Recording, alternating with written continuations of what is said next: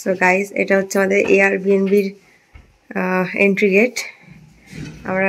এটা আমাদের 3 number Airbnb.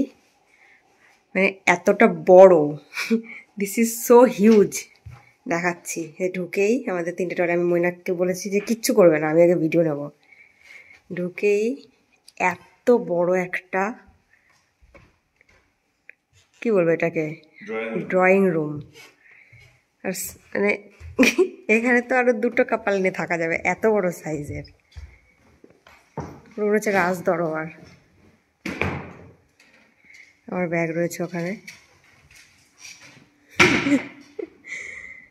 আর এখান দিয়ে ঢুকার একটা দরজা দিয়ে হচ্ছে আমাদের বেডরুম। আমাকে ভূতের মতো লাগছে দেখতে।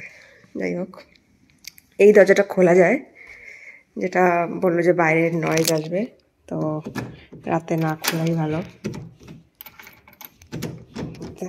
খুলে কে জানে। যাই হোক, এইবার তোমাদের কিচেন দেখাচ্ছি। হ্যাঁ, ব্যালকনিটা খুলতে পারলাম না। খোলো, আমি কিচেন দেখিয়ে আসি। ডাইনিং টেবিল, এখানে দেখো কিচেন অ্যাজ ইউজুয়াল। এখানে সব আছে রান্না করে খাওয়ার মতো, যেহেতু এয়ারবিএনবি। ওয়াশিং মেশিন, ডিশওয়াশার সব আছে, কিচেন এভরিথিং। এখান থেকে গেলে বাথরুম, বাথটাব সব, মানে হিউজ, কি নেই এখানে। দেখি মৈনাক ব্যালকনি খুলতে পেরেছো? খুলতে পেরেছি নাকি, তাহলে ওটাও দেখাচ্ছি। এখান থেকে ও ঘরে যেতে গেলে তো আমাকে দৌড়াতে হবে। মানে একজন যেহেতু এয়ারবিএনবিতে ছিলাম, সেগুলো ছোটো ছোটো ছিল, পুচকে পুচকে।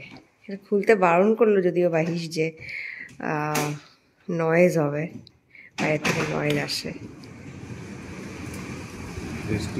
এই বৃষ্টি পড়ছে, হ্যাঁ বাইরে যাচ্ছি না। বাট এটা হচ্ছে ব্যালকনি, হ্যাঁ নিজামি স্ট্রিটের ওখানে।